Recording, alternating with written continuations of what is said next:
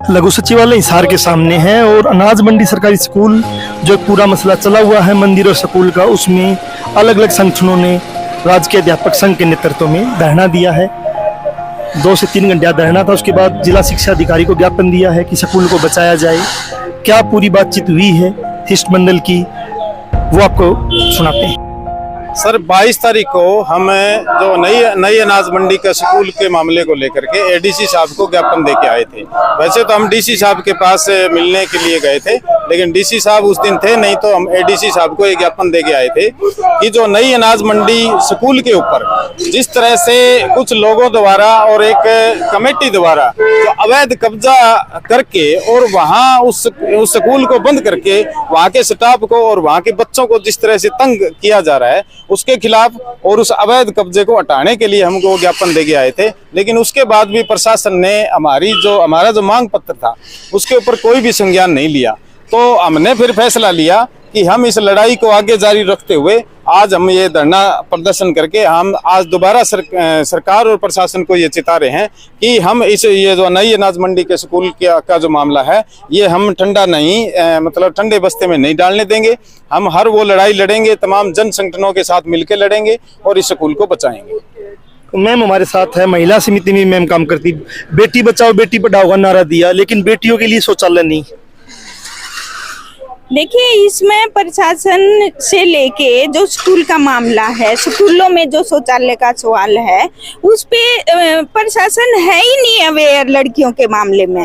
और ये सरकार जो है ये खुद चाहती है कि लड़कियां अपने आप एक विड्रॉ कर जाएं, और लड़कियों के जो स्कूल थे वो बंद करने लग रहे हैं, और जो दूर स्कूलों में लड़कियों को फिर भेजते नहीं है। पहले साइकिलें मिलती थी, वो इस 2 सालों में उन लड़कियों को साइकिलें नहीं दी गई बल्कि स्कूल बंद कर दिए गए।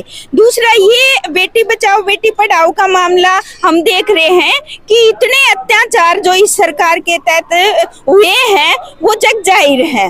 अब लेटेस्ट ये कर्नाटक का एक मामला आया है रेवेन्यू वाला, तो उसने 3000 महिलाओं के साथ दुष्कर्म करके और वीडियो बना के उन्होंने वो हाईलाइट हुआ है मुद्दा।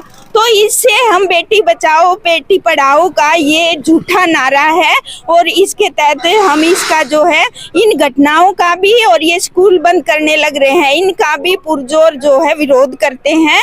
और वो प्रशासन का और सत्ता का ध्यान जो है हम शिक्षा की तरफ ले जाना चाहते हैं, इसलिए इस स्कूल को हम बंद नहीं होने देंगे, जो आज एक दिन का धरना हमने रखा है। मैम क्या कहना चाहोगे, स्कूल खोलने की बजाय स्कूल बंद करने की जो पॉलिसीज सरकार की तो कहीं ना कहीं थी, जनता भी उसमें कुछ जनता अपने स्वार्थ के लिए शामिल हो गई।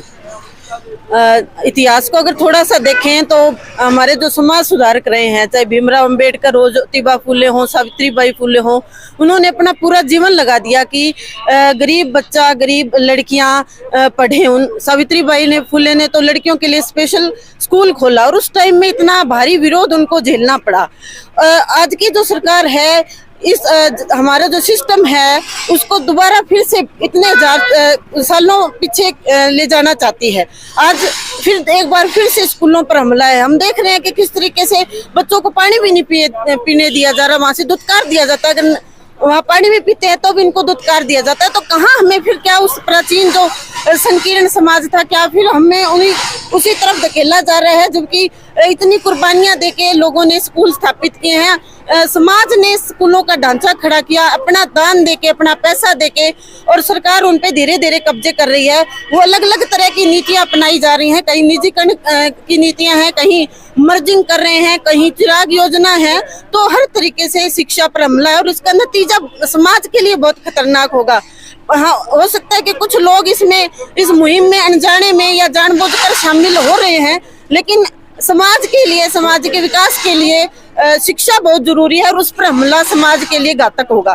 तो सर भी हमारे साथ है। सर मैं जानना चाहता हूँ कि एक तो आपकी अभी मुख्य मांगे क्या है, आप डिस्ट्रिक्ट के आप शिक्षा अधिकारी से मिले हो, उनका क्या रुख लगता है और आगे की रणनीति क्या रहेगी? सर देखिए, अधिकारी का रुख सरकार का रुख है। अधिकारी सीधा बोल नहीं पाता कि मेरे बस की बात नहीं है। उन्होंने ये स्पष्ट कह दिया कि मामला मेरा नहीं है, डीडब्ल्यू का है। डीडब्ल्यू कह देगा बीओ का है। हम स्पष्ट कहना चाहते हैं, एक बात तो इसमें ये क्लियर है, अधिकारियों ने सरकार के दबाव में जो हमारी प्रबंधन कमेटी है उससे एक रेजोल्यूशन निकलवाया दबाव में कि हमें कहीं और शिफ्ट कर दिया जाए, हमें कोई एतराज नहीं है। हम एक तो ये खंडन करना चाहते हैं कि इसकी पूरी जांच हो। दूसरा, मंदिर सबसे बड़ा होता है बच्चों को शिक्षा देने वाला मंदिर, उस मंदिर को बंद करके उन मूर्तियों को स्थापित किया जा रहा है जिनका कोई अस्तित्व नहीं है। हमें उससे एतराज नहीं है, वो मूर्तियां रहें, लेकिन बच्चों को ये जो शौचालय हैं जो सरकार ने बनवाए, सरकार के ग्रांट से बने हुए हैं, समाज के भी नहीं है। जो रसोई है वो सरकार की ग्रांट से बनी है, वो मंदिर के पुजारी का कमरा बना दिया, वो शौचालय बंद कर दिए। बच्चों पर आरोप लगाए जा रहे हैं, चोरी करते हैं, ये हमारा दान पात्र तोड़ते हैं, मतलब आरोप लगा करके उस गरीब जनता के स्कूल को बंद करने की साजिश है। और केवल न स्कूल बंद करने की साजिश है, वहां पर कारपोरेट के लिए दुकानें खोल करके पैसा ऐंठने की बड़ी साजिश है। मंदिर का तो एक बहाना है। और हम ये मांग करते हैं, जब तक सरकार इसके स्कूल को बहाल नहीं करेगी, और ये जितना अतिक्रमण हुआ है ये अवैध तरीके से सारा का सारा, कोई नक्शा पास नहीं हुआ, कोई जमीन नहीं है। 73 से स्कूल की जमीन है। मंदिर की 2 ईंट किसी साथी ने एक पूजा के, एक आस्था के रूप में रखी थी, उन आस्था की ईंटों को खत्म करते हुए स्कूल को बंद करके और उसके ऊपर मंदिर का अतिक्रमण किया जा रहा है।